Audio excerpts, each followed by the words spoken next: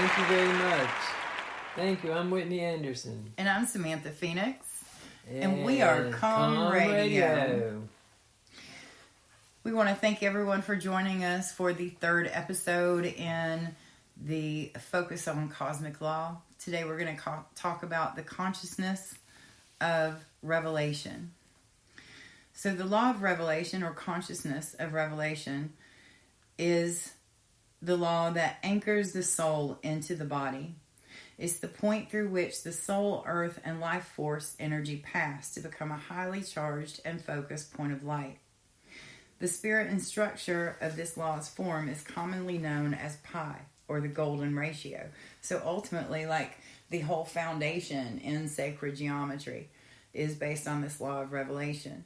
It goes on a little more into talking about how that this law and truly all universal laws are sentient, which is why I call them the consciousness instead of just the law of.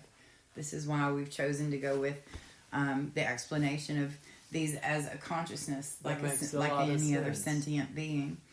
And it says they are breathing, responsive to the ebb and flow of universal energy, and likewise they are responsive to the frequency of love, hate, gratitude, joy, fear, and bitterness. So when we really get into what this means, it ultimately means the whole point of creation was the I am. You know, that first I am, which was the first thought of the Creator, which gave birth to all creation. I am. I am, therefore, I am. Exactly. So that's literally what the law of revelation is, the revelation of the self.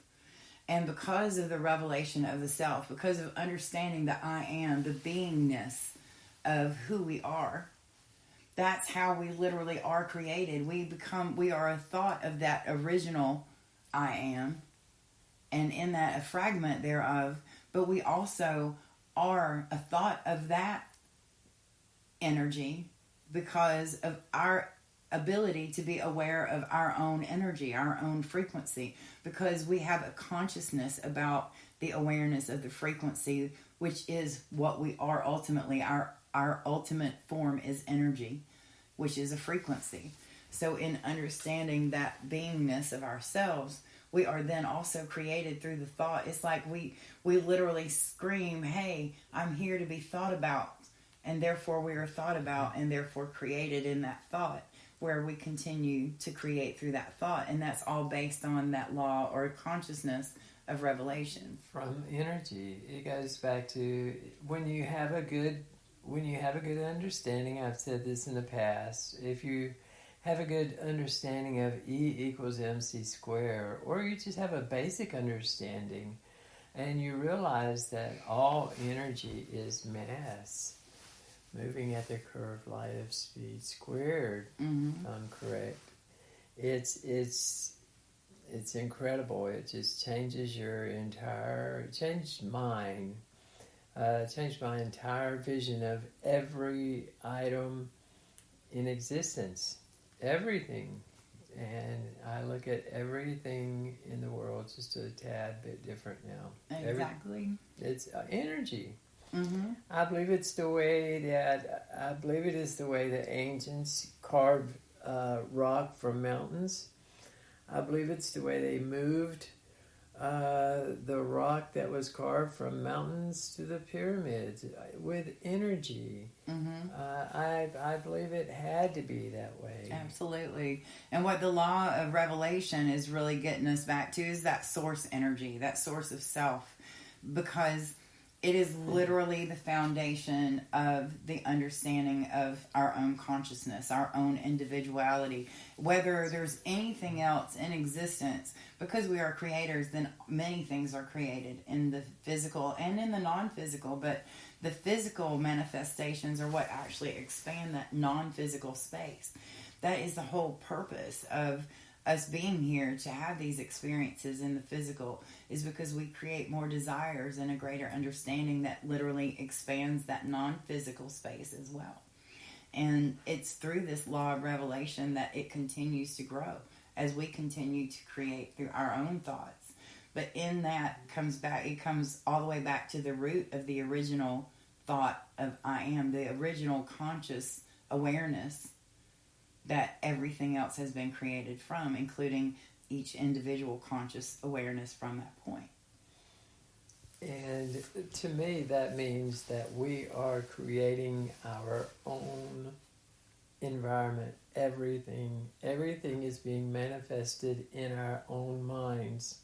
So you and I can be sitting here in this same room, yet we can be having two entirely different experiences, or we can be having two very similar experiences, but most likely we're not having the exact same experience. Exactly, because the difference is in the perception thereof. And because of my individual sense of I experience, even whatever I am in that moment, I experience it differently. And I can experience it completely differently from myself 10 minutes later, just by having a different perception when I experience it again. So it's funny how it's like you can be in a room where you're totally comfortable and you're very happy with what you perceive in the room. Then someone walks in that disrupts your chi in some way, and then all of a sudden you don't like that room anymore. And nothing else about the room changed. There was just that shift in the energy. And then that person leaves, and now you're good with the room again because that person's gone. It's a very simplistic idealism or euphemism of how to look at it, but ultimately the same. It's really about our energy. The moment we perceive something different, our energy will change and shift in that. So it's not really about whether someone else is the catalyst or not. It's about whatever it is that creates the shift in your perception. Exactly. We touched on a bit of this that I feel is relevant to this on the first episode on forgiveness. Mm-hmm. And it just goes to show that these laws and these feelings of consciousness, everything is similar. Everything is flowing together. Everything is in a positive wave. Exactly. And they all come together to actually create the path to the law of attraction, or the consciousness of attraction, which is ultimately where this whole series is leading to, which is what I keep saying is the secret. If you know anything about the secret, by now I think it's probably pretty obvious as we kind of talk about these things, how if you know anything about the law of attraction, you can see how they all play in. And even this one with the law of revelation, the law of attraction is all about connecting with the source of self, connecting with that divinity within, so that you are at one within yourself. And when you're at one within yourself, then you're at peace and at joy and in happy co-creation with all of the non-physical into the physical. Therefore, you literally do manifest your own world in a way that no one else can, because it's your version, it's your creation based on that perception that is in total alignment with that divinity. That's how you create your own individual heaven, literally on earth. So if this is correct, and I know it is, we can create our own happiness. And we do this each and every day. We do it every time we wake up. This is the time we create our happiness for the day. Anytime we're happy or not happy is because we've created that space. Whether we choose to be unconditionally happy or not. Bliss is our natural state. The only thing that can remove us from that bliss is a perception that makes us feel detached or separate from it. So in that consciousness of the self, that revelation of the truth and what we truly are in that ultimate form of energy, and in the purity of our thought and the purity of our consciousness. That makes so much sense, Samantha. I've come into myself a lot more over the last year than I have in a very long time. Mm-hmm. And I find myself constantly, I'm just so happy I can hardly stand myself. I wake up in the morning with a smile on my face. I'm very, very slow to anger, and if you do get me that way, I don't stay that way. Maybe 2 seconds, and I'm okay. But Process time. Exactly. We decide what our world is going to be each and every time we breathe, literally. But when we start out on a positive note each day, there's a better chance of having a better day just by doing something positive right away. Absolutely. And we don't give enough credit to the things that we do for other people, even if it's just saying, hey, I really like your shoes to a stranger, that you're walking past, going in a store somewhere or whatever, or being nice and holding the door for somebody as you're passing each other in a store. Little things that just kind of spread that unity and that feeling of camaraderie, and the things that allow us to bridge our feelings of connectedness. See, here's the thing. No matter how separated we feel, it doesn't change how connected we are.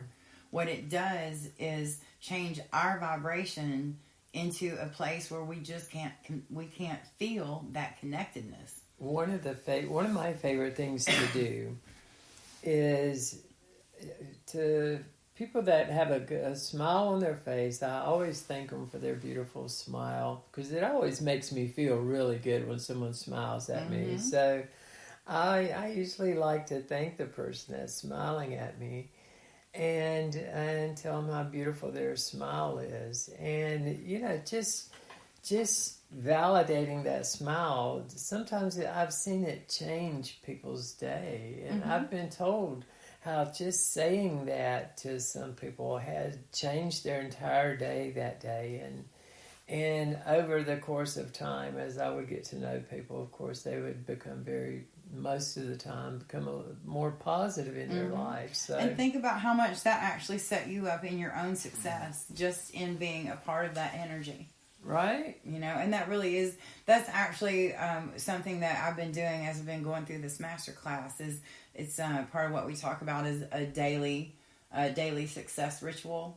It's not just about what we do for ourselves. It's also about like volunteering our time to other people and offering different things just for, the enhancement of others, and to be a part in that enhancement for no other reason than to, help someone else in some way. So like paying it forward or whatever, there's all different versions of that, but those are all part of daily success rituals.